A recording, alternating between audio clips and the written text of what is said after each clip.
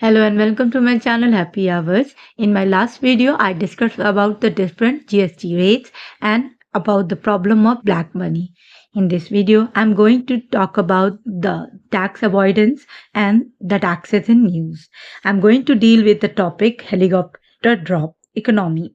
So what are we waiting for? Let's jump to the topic helicopter drop.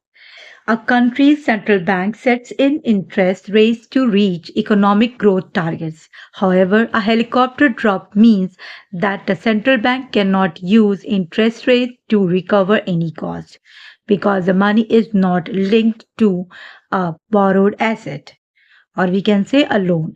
Instead, the money is given directly to the public. Now let us understand the income disclosure scheme too. It was introduced after the demonetization. People were required to pay 49.9% or approximately 50% of the declared amount in the form of tax rate, penalty, and cess. Let us deal with the issue of tax avoidance. In the tax avoidance, people use legal ways to reduce or remove the tax liability. For example, providing digital services in high tax countries by establishing subsidiary companies in tax havens. Tax havens are countries of lower CIT, means the corporate income tax, like Ireland, etc. Suppose in India the corporate tax is 25%, whereas if we are going to compare the tax in Ireland, it is almost the half, it is 12.5.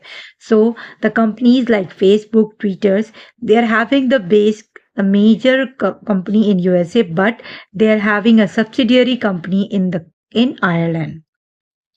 Now I'm going to discuss about some important terms or the steps to control tax avoidance. The very first is the GAAP.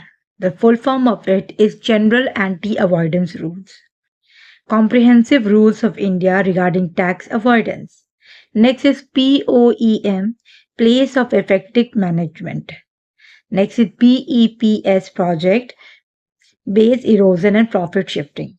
The General Anti-Avoidance Rule (GAAR) is a concept which generally empowers a revenue authority in a country to deny the tax benefits of transactions or arrangements which do not have any commercial substance, and the only purpose of such a transaction is achieving the tax benefit. Next, we are having the CRS. CRS is the Common Reporting Standards, a project of G20, or we can say OECD, for sharing various tax and other informations among the member countries. The next one is the Google tax, introduced by India in the year 2016 at the rate of 6% on the advertisement income to be earned by the foreign resident companies providing digital services. It is a DAT, which means Digital Advertising Tax. It is a popular term used to refer to anti avoidance provisions that have been passed in several jurisdictions dealing with profits or royalties that have been diverted to other jurisdictions with lower or nil rate. It was also called as EL 1.0, where EL stands for equivalization levy. Next, we are having the DST. DST is the Digital Service Tax introduced by India in the year 2020 at the rate of 2% to be imposed on digital services and is to be given by the foreign residing companies in India. It is also called as EL 2.0. Next one is the GLOBE, where it stands for Global Anti-Base Erosion, a collection of rules regarding the Pillar 2 of GMT, Global Minimum Tax. They have been released in the year 2022. Now we have to understand there were certain certain taxes which were in news, like GMT. GMT stands for Global Minimum Tax, is being implemented Under the G20 or OECD inclusive framework of BEPS. India is also a member of it. Is being introduced to control tax avoidance due to the process of digitalization at the global level. It is divided into two parts. First is the pillar 1, where the turnover of a country is more than 20 billion.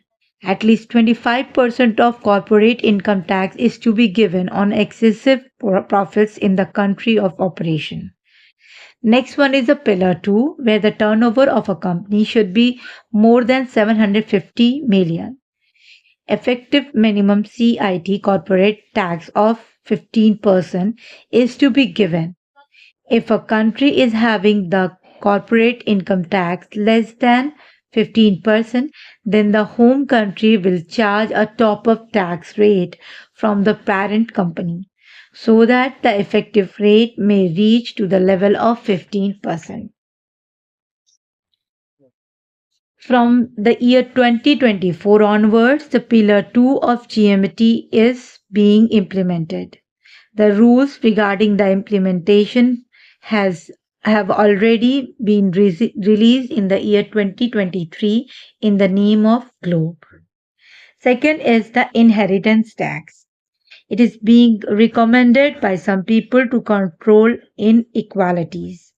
It is also known as death tax, tax on succession, or we can say estate duty. Indian constitution provided for this tax and it was first implemented in the year 1953 but removed in 1985 due to administrative inefficiency. A kind of direct tax to be imposed one time on the succession of properties by survivors. Next one is the windfall tax, a direct tax to be imposed on exceptionally higher profits occurring to a company due to some external factors like war, etc. In India, it has been imposed in July 2022 on crude oil producing companies in the wake of Russia-Ukraine war, which led to very higher international prices of crude oil, resulting into higher profits for these companies. By this, I'm concluding my video. Thank you. Please like and subscribe.